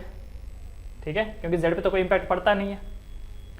हाँ, ये जरूर है कि Z स्टार की वैल्यू डालनी पड़ सकती है फॉर मल्टी इलेक्ट्रॉन स्पीशीज के लिए। ठीक है, उसके बाद एक और चीज समझिए, from left to right ionization energy increases due to increase in Z star. अब देखो, जब हम लेफ्ट से राइट की तरफ जाते हैं, तो क्या आयनाइजेशन एनर्जी की वैल्यू बढ़ेगी? क्यों बढ़ेगी? क्योंकि एटम का साइज घट रहा है। अच्छा, इसको दूसरे वे में देखते हैं, लेफ्ट से राइट जाते वक्त क्या एटम का साइज घटता है? अगर एटम का साइज घटेगा तो क्या बाहर वाला इलेक्ट्रॉन निकाल पाना आपके लिए आसान होगा कि मुश्किल होगा? मुश्किल होगा, क्योंकि एटम का साइज अगर डिक्रीज होगा तो डिक्रीज होने की वजह से न्यूक्लियस की पकड़ आउटर मोस्ट इलेक्ट्रॉन को लेकर मजबूत हो जाएगी, तो इसका मतलब आयनाइजेशन एनर्जी बढ़ेगी। तो आप इसको ऐसा भी बोल सकते हो कि लेफ्ट से राइट जाते वक्त आयनाइजेशन एनर्जी बढ़ता है। ठीक है, from left to right ionization energy increases due to, 2 reason दे सकते हो। एक रीजन बोल सकते हो कि Z स्टार बढ़ गया, ठीक है, और एक ये बोल सकते हो कि रेडियस ऑफ एटम घट गया। तो दोनों में से कोई भी आंसर दे सकते हो। ज्यादा अच्छा होगा कि दोनों आंसर दो, मार्क्स काटने के चांसेस 0। ठीक है, और अगर MCQ आ गया और उसमें रेडियस नाम का कोई जिक्र नहीं है, तो इसका मतलब जो भी आंसर वो है वो Z के टर्म्स में देना पड़ेगा, Z स्टार के टर्म्स में। ठीक है, इसका मतलब सबसे कम आयनाइजेशन एनर्जी लिथियम की है क्योंकि साइज बड़ा है, बेरिलियम के थोड़ी कम, बोरॉन का और भी कम, कार्बन के और भी कम, नाइट्रोजन के और भी कम, और ऑक्सीजन के और भी कम, फ्लोरीन, नियॉन सबसे कम। ठीक है, समझ में आया? सिमिलरली अगली सीरीज अगर आप देखो, sodium, magnesium, aluminium, silicon, phosphorus, sulphur, chlorine, argon. Correct? Okay. अब जैसे कि मैंने आपको बोला, chemistry is full of exception. यहां पर भी एक एक्सेप्शन है। हमें लगा था कि बेरिलियम का आयनाइजेशन एनर्जी कम होगा और बोरॉन का ज्यादा होगा। क्यों? क्योंकि बोरॉन आगे है और बेरिलियम पीछे है। बोरॉन का साइज छोटा है और बेरिलियम का साइज बड़ा है, तो आयनाइजेशन एनर्जी ऑफ बेरिलियम कम होगा और बोरॉन का ज्यादा होगा। लेकिन जब प्रैक्टिकल देखा तो उल्टा हुआ। प्रैक्टिकली जब देखा तो बेरिलियम का आयनाइजेशन एनर्जी ज़्यादा मिला और बोरॉन का कम मिला। फिर खोजबीन चालू हो गए, यार सब तो सही चल रहा था, इसमें क्या गड़बड़ है। तो पता किया गया तो पता चला कि बेरिलियम का कॉन्फ़िगरेशन है 1:2:2 क्योंकि एटॉमिक नंबर 4 है और बोरॉन का एटॉमिक नंबर 5 है, तो कॉन्फ़िगरेशन 1:2:2p1 है।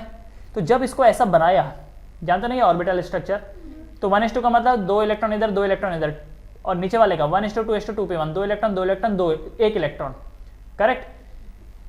तो हुआ यहां पर यूं कि मुझे बताओ बेरिलियम एंड बोरॉन में ज्यादा स्टेबल कॉन्फ़िगरेशन किसका है, बेरिलियम का है बोरॉन का? बेरिलियम का ज्यादा स्टेबल कॉन्फ़िगरेशन है, क्योंकि यहां पर देखो इस 1 इलेक्ट्रॉन के लिए ये गाड़ी चलानी पड़ रही है। गाड़ी चलाने वाला क्या सोचता है, यार मेरी पूरी सीटें फुल हो जाए तब तो मजा है भाई, है कि नहीं? अरे फुल नहीं है तो कम से कम चल आधे पैसेंजर तो हो, है कि नहीं? कोई एक आध बंदा बैठा हुआ है उसके लिए तुम पूरी गाड़ी लेके जा रहे हो तो इनएफिशिएंसीज है। तो बोरॉन क्या सोचता है, यार ये इलेक्ट्रॉन को लेके जाओ इसको, इसकी वजह से मेरा ये पूरा बॉक्स भरा पड़ा है, उससे अच्छा ना ही हो तो कम से कम मैं इस बिल्डिंग में एंटर ही ना करूं, है ना, सिर्फ एक बंदे के लिए मुझे यहाँ आना पड़ रहा है। जबकि बेरिलियम क्या बोलता है, देख भाई मेरा जो भी है कम है लेकिन फुल है, मैं तो अपनी फुल एफिशिएंसी पे चल रहा हूँ, करेक्ट। हाँ, तो बेरिलियम का कॉन्फ़िगरेशन ज्यादा स्टेबल है as comparative to the boron. तो जब हम बेरिलियम के पास गए, उसको बोला भाई इलेक्ट्रॉन देगा, तो बोलता है नहीं मेरा तो स्टेबल कॉन्फ़िगरेशन है, मैं क्यों दूं। बोरॉन के पास गए, इलेक्ट्रॉन देगा, बता ले ले ले ले वैसे ही मेरे को देने का था इसको, ये मेरा खर्चा बढ़ा रहा है। तो बोरॉन क्या करता है, अपना ये आखिरी वाला इलेक्ट्रॉन इजीली दे देता है। तो ये देखो जो बाद में आ रहा है वो इजीली इलेक्ट्रॉन दे रहा है, पहले वाला नहीं दे रहा, तो क्या ये फ्लिप फ्लॉप हो जाएगा, बोरॉन पहले आने लगेगा बेरिलियम बाद में आने लगेगा, right. The sole reason is of the stable configuration. So ionization of energy of beryllium is greater than ionization energy of boron. The reason being beryllium has stable configuration. क्या reason है, half filled और full filled ज्यादा stable होते हैं, पढ़ चुके हैं आप लोग, half filled and full filled are more stable, ठीक है। और ऐसा नहीं कि ये केस सिर्फ बेरिलियम और बोरॉन का है, सेम फंडा आपको मैग्नीशियम और एल्यूमिनियम में भी दिखाई देगा, सेम फंडा आपको उसके नीचे वाली स्पीशीज में दिखाई देगा। बेसिकली ये पूरा सेकंड ए और ये थर्ड ए दोनों फ्लिप फ्लॉप है। सेकंड ए का मतलब क्या हो गया, सेकंड ग्रुप, और 3A का मतलब क्या हो गया, थर्ड ग्रुप। तो ये पूरी सीरीज में गड़बड़ है। कल के दिन अगर एग्जाम में आएगा क्वेश्चन, तो वो ये नहीं बोलेगा कि बेरिलियम और बोरॉन में किसका ज्यादा है, वो आपको नीचे वाले स्पीशीज का देगा, समझ रहे हो, नीचे वाले स्पीशीज का देगा, क्योंकि उनको मालूम है ये तो याद रहेगा नहीं, ये उनको याद रहेगा नहीं, क्योंकि एवरेजली जब हम पढ़ते हैं तो ऊपर वाली सीरीज ही पढ़ते हैं, है ना। तो बोर्ड लेवल में तो चलो आ भी जाइए, लेकिन एंट्रेंस वाले बड़े चालाक रहते हैं, उनको तो बच्चों को हटाना है, तो लॉजिक यही है, लेकिन वो नीचे वाले स्पीशीज को दे देंगे। और हम बोलेंगे अरे बट सर हमने तो कभी सुना ही नहीं है, मैग्नीशियम के नीचे क्या आता है, कैल्शियम आता है, तो कैल्शियम और वो एल्यूमिनियम के नीचे वाला, उन दोनों का दे देगा, बोलेगा किसका आयनाइजेशन एनर्जी ज्यादा है। और लॉजिक क्या लगेगा वो समझ में आया ना, स्टेबल कॉन्फ़िगरेशन वाला फ्लिप फ्लॉप। एक एवरेज एग्जाम लॉजिक पूछता है और एक अच्छा एग्जाम आपसे एक्सेप्शंस पूछेगा, क्योंकि लॉजिक तो सबने पढ़े होंगे, एक्सेप्शंस उन्होंने पढ़े होंगे जिन्होंने डीपली पढ़ा होगा, ठीक है। ऑलराइट, उसके बाद सेम फंडा नाइट्रोजन और ऑक्सीजन का भी मिला। हमें क्या लगा था, हमें लगा था कि नाइट्रोजन का साइज बड़ा है, ऑक्सीजन का छोटा, तो ऑक्सीजन का आयनाइजेशन एनर्जी ज्यादा होगा, नाइट्रोजन का कम होगा। लेकिन जब देखा तो मालूम पड़ा नहीं यार, नाइट्रोजन का ज्यादा है और ऑक्सीजन का कम है। बनाया 1:2:2p3, तो ये ऐसा बना, ऑक्सीजन का 1:2:2p4, तो ये ऐसा बना। दोनों में से कौन ज्यादा स्टेबल कॉन्फ़िगरेशन, नाइट्रोजन ज्यादा स्टेबल कॉन्फ़िगरेशन है, राइट। ऑक्सीजन वाला थोड़ा कम स्टेबल है, कम स्टेबल है, राइट। तो ऊपर वाले तीनों अनपेयर्ड है, जबकि नीचे वाले में क्या है, एक यहाँ पर पेयर्ड है, तो बाकी दो को जलन हो रही है, अनस्टेबल हो रहे हैं।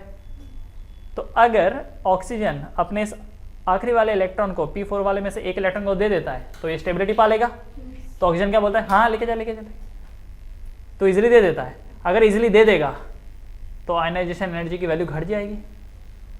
जबकि नाइट्रोजन क्या बोलता है, एक तो मैं स्टेबल, तो मेरी स्टेबिलिटी भंग करने जा रहे हो और मैं तुमको ऐसी आसानी से दे दूंगा, बहुत पैसा देना पड़ेगा उसको, आई मीन एनर्जी, ठीक है।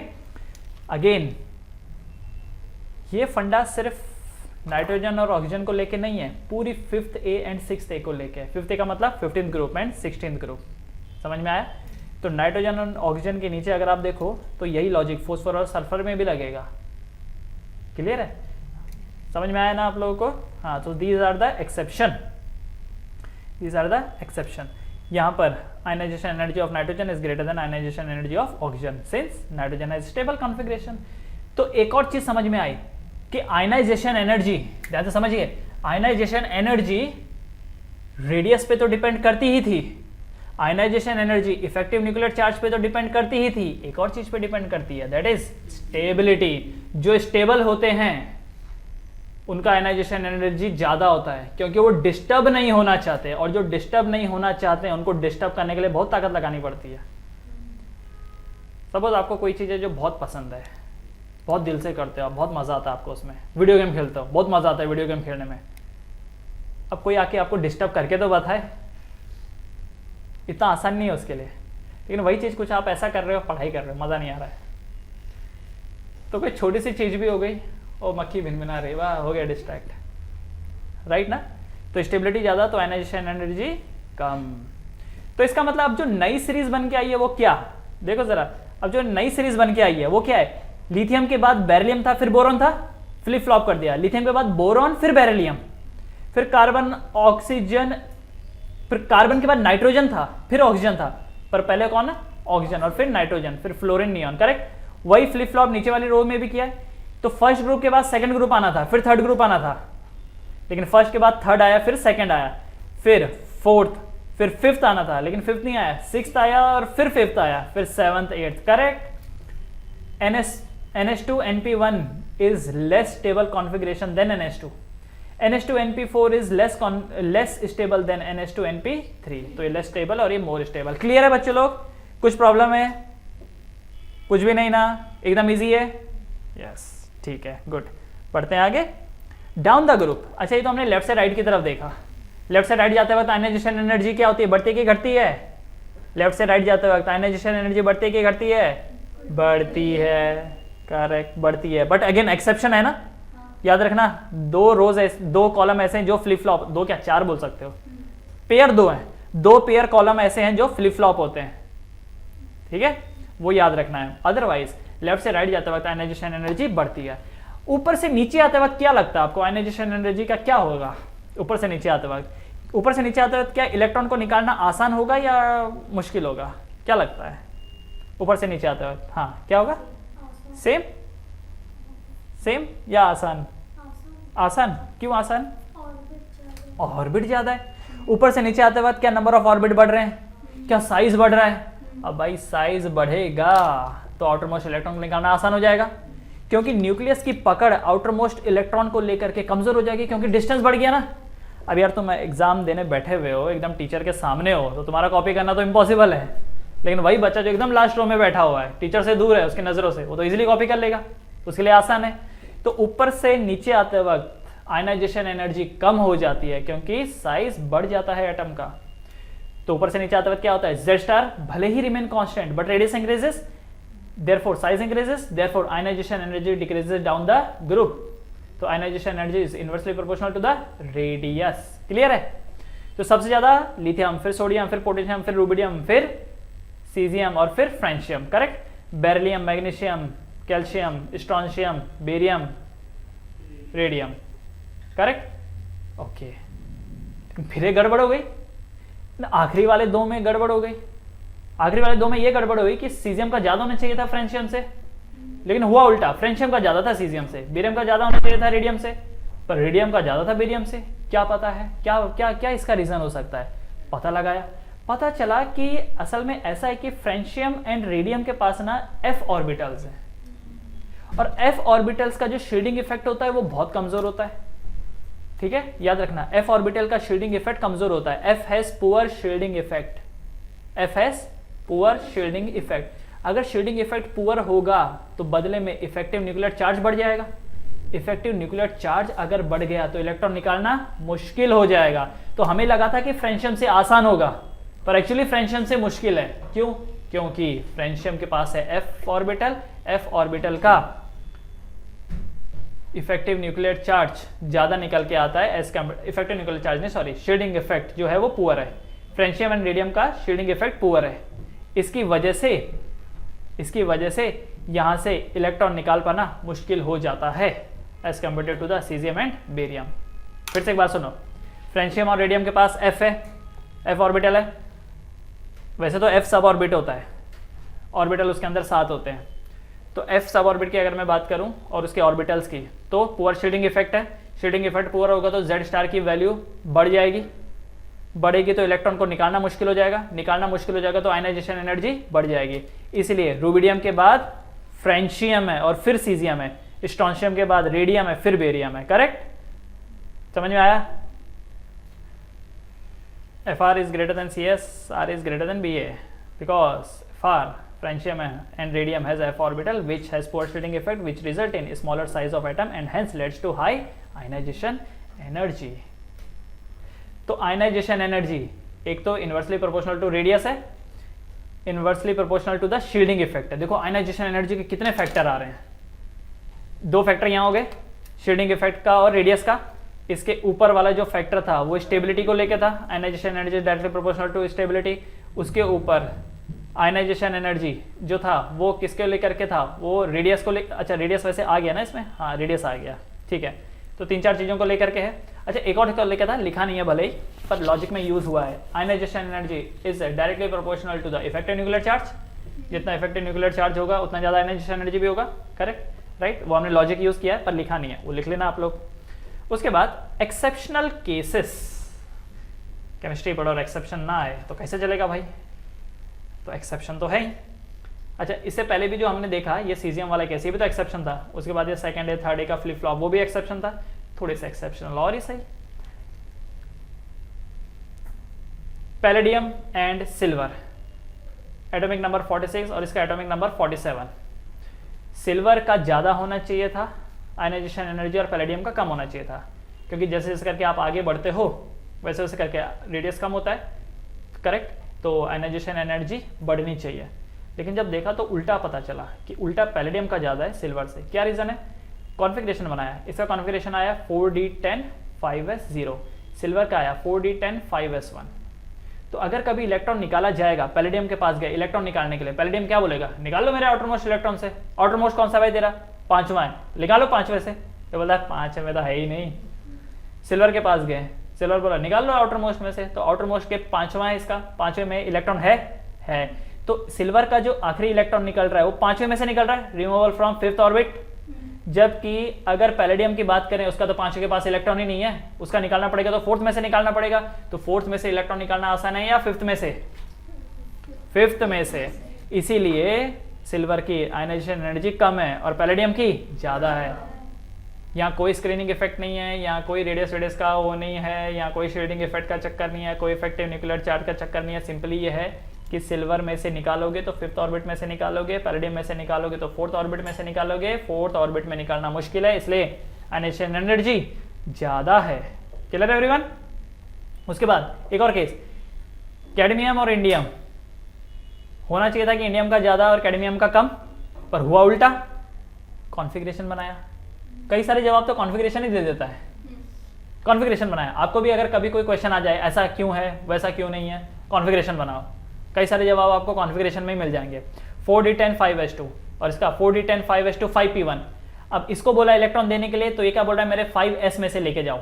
इसको बोला तो ये बोला 5p में से लेके जाओ। तो बताओ किस में एनर्जी ज़्यादा लगेगी, 5s में से या 5p में से? 5s में से, क्योंकि अंदर है।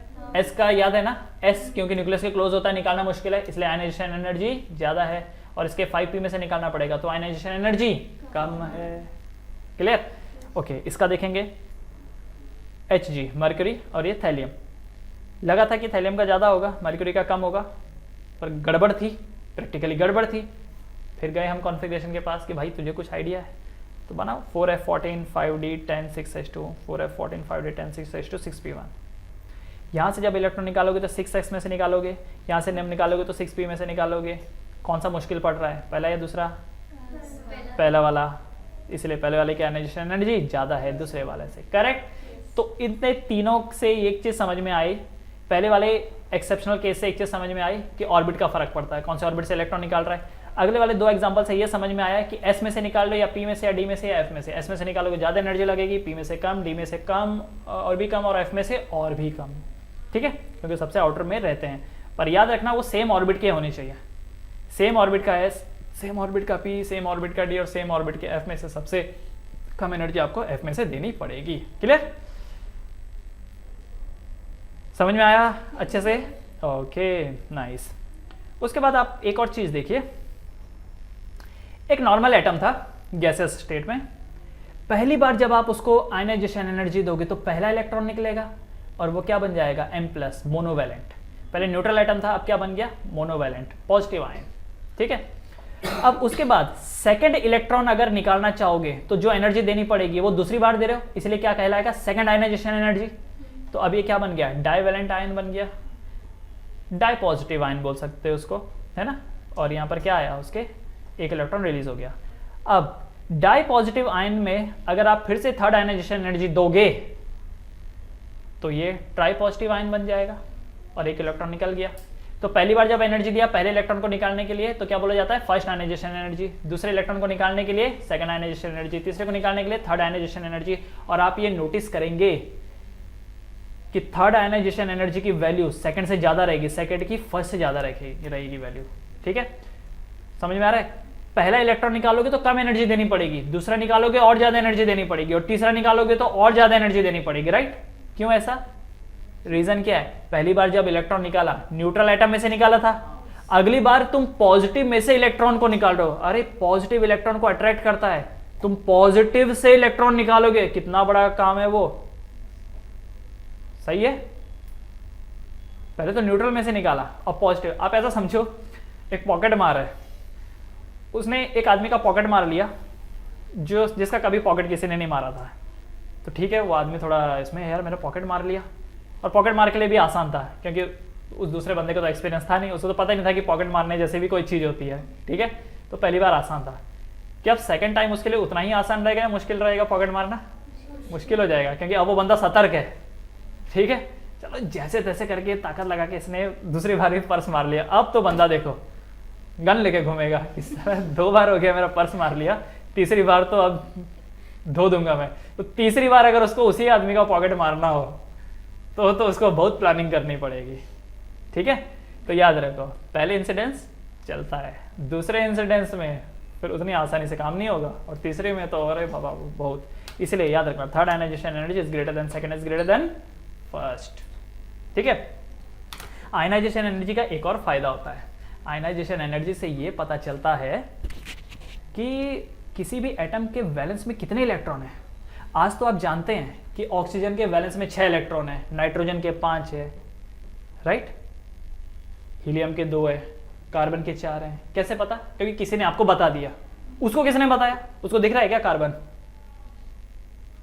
और तुम सोचोगे माइक्रोस्कोप से हम एटम देखेंगे, सवाल ही नहीं है। और एटम दिख भी गया, चलो मान लो तुम बहुत वैसे हो, टेक्नोलॉजी तुम्हारे पास बहुत एडवांस है, तुमने एटम देख भी लिया, इलेक्ट्रॉन तो तुमको बिल्कुल ही नहीं दिखने वाले।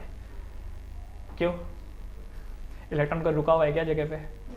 घूम रहा है, कितनी तेजी से घूम रहा है? 2.2 × 10⁶ मीटर पर सेकेंड, मतलब लाइट की स्पीड से 137 टाइम्स कम की स्पीड। लाइट की स्पीड का 137 टाइम कम भी अपने आप में बहुत ज़्यादा होता है। तो कोई चीज़ अगर इतनी तेज़ी से घूम रही हो, ये फैन देख लो, फैन के ब्लेड 1200 आरपीएम पे घूम रहा होता है, फिर भी हमको ब्लेड दिखाई नहीं देते। सही है, 1200 आरपीएम की स्पीड पे घूम रहा है, फिर भी हमको इसके ब्लेड नहीं दिखाई दे रहे। वो तो लाइट की स्पीड से, लाइट की स्पीड भाई, लाइट 3 लाख किलोमीटर पर सेकेंड, ये लाइट की स्पीड है, 3 लाख किलोमीटर पर सेकेंड। उससे जस्ट 137 टाइम्स कम। उतनी स्पीड पे अगर इलेक्ट्रॉन घूमेगा तुमको क्या दिखा देगा? उसमें कुछ नहीं पता चलेगा तुमको। बात समझ में आएगा? तो लोगों को कैसे पता चला कि इसके पास 3 वैलेंस इलेक्ट्रॉन है, इसके पास 4 है? कैसे? तो जरा समझना क्या हुआ। पहली बार न्यूट्रल एटम था, उसको आयनाइजेशन एनर्जी दिया, एक इलेक्ट्रॉन निकाल लिया, कितना जूल? 100 जूल्स। अगला इलेक्ट्रॉन निकालेंगे तो थोड़ा ज्यादा एनर्जी देना पड़ेगा, 110 जूल। अगला इलेक्ट्रॉन निकाला 130 जूल, अगला निकाला तो 520 जूल, अगला निकाला 560। एक बात समझ में आई, पहला निकाला 100 चलता है, अगला वाला भी 100 की रेंज वाला है, 100 और 110 में लगभग 100 की रेंज वाला, ये भी अगला भी लगभग 100 की रेंज वाला 130, और चौथा निकाला 500, 100, 110, 130 और 500। इसका मतलब ये पक्का, ये जो पहले वाले 3 है ना, वो आउटर मोस्ट ऑर्बिट के इलेक्ट्रॉन रहे होंगे, इसके लिए उतना एनर्जी का डिफरेंस नहीं है। लेकिन जैसे ही चौथा निकाला, इसका मतलब वो अंदर वाले ऑर्बिट से निकला होगा, इसलिए एनर्जी की इतनी ज्यादा वैल्यू है। तो इससे पता चला कि इसके पास 3 वैलेंस इलेक्ट्रॉन है, ये देख रहे हो 3 वैलेंस इलेक्ट्रॉन है, इसके लिए 100 की रेंज वाले थे। और अंदर वाला ऑर्बिट से जब निकाला तो सडनली एनर्जी बहुत ज्यादा देनी पड़ेगी आपको। क्लियर है? यहां पर देखो, पहली बार निकाला 100, अगली बार निकाला 110, तीसरा वाला निकाला 400, 100, 110 और 400। इसका मतलब इसके पास कितने वैलेंस इलेक्ट्रॉन है? 2 वैलेंस इलेक्ट्रॉन। तो समझ में आया कैसे पता लगाते हैं वैलेंस इलेक्ट्रॉन कितने हैं? निकाल के देखे इलेक्ट्रॉन। जब सडनली ऐसा लगे कि डिमांड बहुत कर रहा है भाई तू, तो समझ जाओ कि वैलेंस इलेक्ट्रॉन हो चुके हैं खत्म, अब इसको अंदर से माल लेके आना पड़ रहा है। Clear? Okay, now the last part, ionization energy. Ionization energy depends on, basically जो हमने पढ़ा सबकी समरी है ये। Ionization energy depends on effective nuclear charge. जिसका इफेक्टिव न्यूक्लियर चार्ज जितना ज्यादा था, क्या उतना ही आयनाइजेशन एनर्जी था। लेफ्ट से राइट जाते वक्त इफेक्टिव न्यूक्लियर चार्ज बढ़ता है, इसलिए आयनाइजेशन एनर्जी भी बढ़ता है। अच्छा, लेफ्ट से राइट जाते वक्त क्योंकि इफेक्टिव न्यूक्लियर चार्ज बढ़ता है तो एटॉमिक रेडियस कम होता है, तो आयनाइजेशन एनर्जी बढ़ता है। इसका मतलब ionization energy is inversely proportional to the atomic radius. जिनका रेडियस बड़ा होगा उनमें से इलेक्ट्रॉन निकालना आसान होगा, तो आयनाइजेशन एनर्जी कम होगा। तीसरा, एस में से निकालोगे ज्यादा एनर्जी देना पड़ेगा comparative to the p, comparative to the d, comparative to the f of the same orbit. ठीक है, सेम ऑर्बिट। पता चला यहाँ के तुम 1s का निकाल रहे हो और वहां के 4s की बात कर रहे हो। अरे नहीं भाई, मतलब 4s नहीं, सॉरी, वहां के 1s की बात कर रहे हो और यहाँ पे 4p की बात कर रहे हो। नहीं, अलग अलग ऑर्बिट के नहीं, सेम ऑर्बिट में s में से निकालना मुश्किल है, then p, then d and then f। Clear है? चौथा चीज हमने पढ़ा कि आयनाइजेशन एनर्जी इलेक्ट्रॉनिक कॉन्फ़िगरेशन पे भी डिपेंड करती है। दैट मीन्स जिसका कॉन्फ़िगरेशन स्टेबल है उसमें से निकालना मुश्किल है, और जिसका अनस्टेबल है वो तो खुद देने को तैयार है, लेके जा भाई। और पांचवा, ionization energy is inversely proportional to the shielding effect. Shielding effect अगर ज्यादा होगा तो आयनाइजेशन एनर्जी कम लगेगी, क्योंकि शील्डिंग इफेक्ट रिपल्शन करवा के वैसे इलेक्ट्रॉन को धकेल रहा है, तो तुमको ज्यादा एनर्जी देने की जरूरत नहीं है। लेकिन जो ये एफ, ये फ्रेंशियम वाला केस देखा था, फ्रेंशियम रेडियम वाला, उनके पास एफ था, एफ का शील्डिंग इफेक्ट कम था, तो इसकी वजह से उनका आयनाइजेशन एनर्जी ज्यादा था। क्लियर है एवरीवन? ओके, एक आखिरी चीज, पूरे पीरियोडिक टेबल में हीलियम ऐसा है जिसका आयनाइजेशन एनर्जी हाईएस्ट है। क्या रीजन हो सकता है? नंबर 1, सारे के सारे इलेक्ट्रॉन फर्स्ट ऑर्बिट में है और न्यूक्लियस से सबसे क्लोजेस्ट तो फर्स्ट ही रहता है। नंबर 2, स्टेबल कॉन्फ़िगरेशन है। नंबर 3, साइज बहुत छोटा है, तो सारी बढ़ाने वाली चीजें इसी के पास है। राइट और रॉन्ग? राइट ना? सीजियम की बात करते हैं, ऊपर से नीचे आते वक्त सीजियम सेकंड लास्ट है, राइट ना? और आपको मालूम था ना वो फ्रेंशियम वाला फ्लिप फ्लॉप हुआ था, ये देखो था ना, फ्रेंशियम का सबसे कम होना था, पर क्योंकि फ्लिप फ्लॉप हो गया तो लास्ट नंबर किसका आ गया? सीजियम का, राइट? तो अगर मैं सीजियम की बात करूं तो सीजियम की लोवेस्ट आयनाइजेशन एनर्जी है, क्योंकि सबसे ज्यादा मतलब ऊपर से नीचे आते वक्त सबसे ज्यादा ऑर्बिट भले ही फ्रेंशियम के पास हो, लेकिन उनके पास एफ है, इसकी वजह से वो बच गए, तो पकड़ा कौन गया? सीजियम। तो सीजियम की आयनाइजेशन एनर्जी सबसे कम है। Clear everyone? So this was your ionization energy. Left से राइट जाते वक्त आयनाइजेशन एनर्जी बढ़ती है, एक्सेप्शंस हैं, बट जनरली लेफ्ट से राइट जाते वक्त आयनाइजेशन एनर्जी बढ़ती है, ऊपर से नीचे आते वक्त आयनाइजेशन एनर्जी घटती है।